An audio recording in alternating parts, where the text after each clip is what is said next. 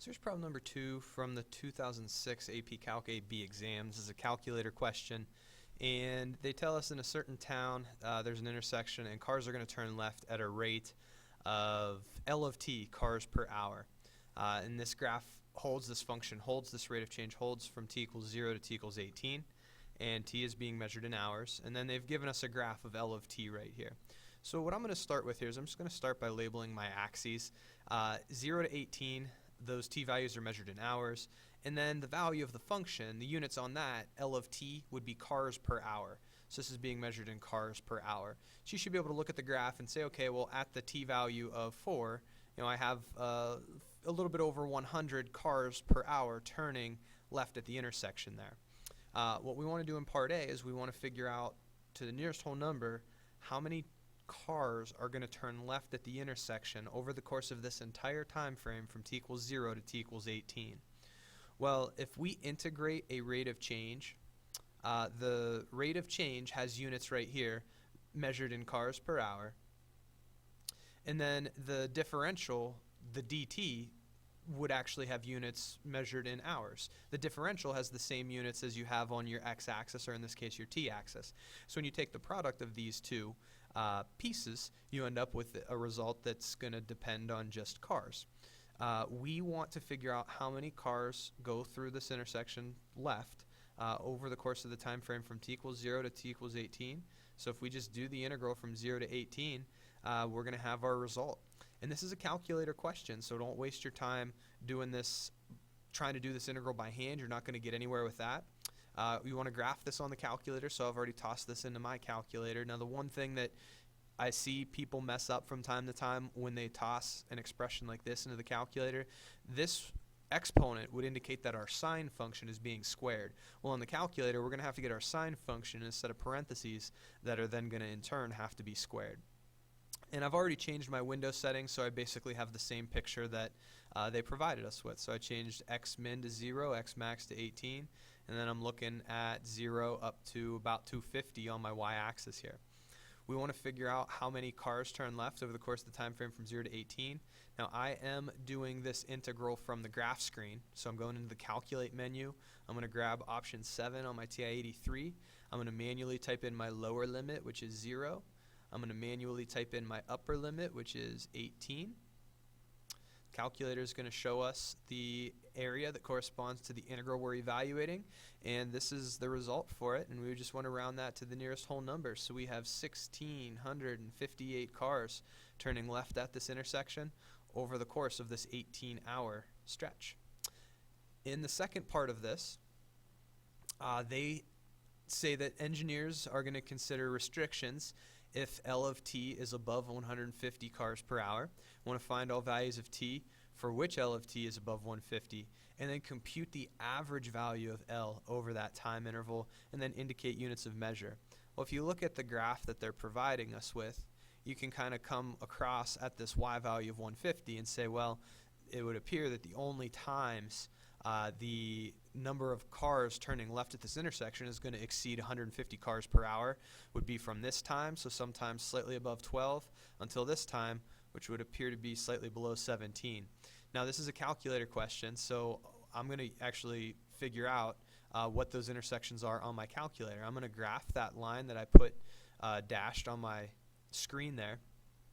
I'm going to get my shading out of there as well, so I'm just going to turn this off, graph, and then I'm going to regraph that just so we don't have the shading still present there. So we see that we're going to be above 150 cars per hour from this time value to this time value. We'll go ahead and we'll take a minute to find those times. So we're just using the intersect feature on the calculator, first curve, second curve, and then we'll give it a guess to try to find this first one. So we'd have the t value of 12.428 up until the t value of, well, we need that other intersection. So we're also above 150 cars per hour. First curve, second curve, and then my guess will just have to be over here for the second intersection. Up until the t value of 16.122. So this would be the time frame when we have L of t exceeding 150 cars per hour, we also want to find the average value of L over this time.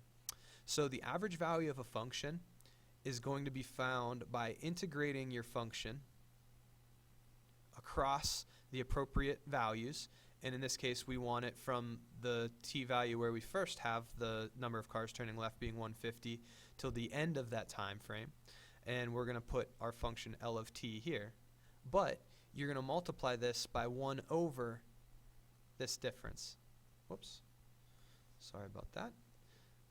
The difference between the limits of integration. So this is just the formula for the average value of a function.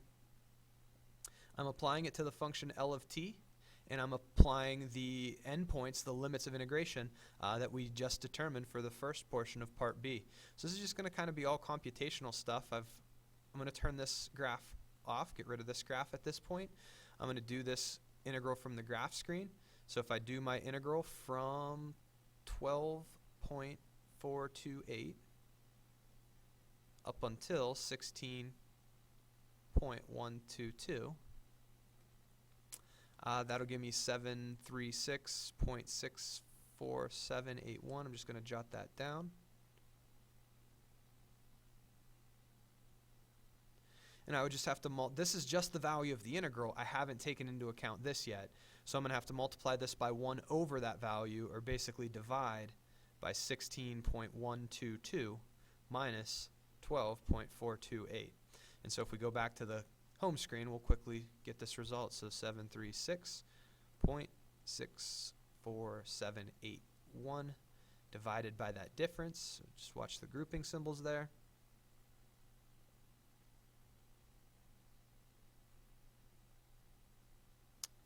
And we end up with 199.417. Now, does it say to the nearest whole car again?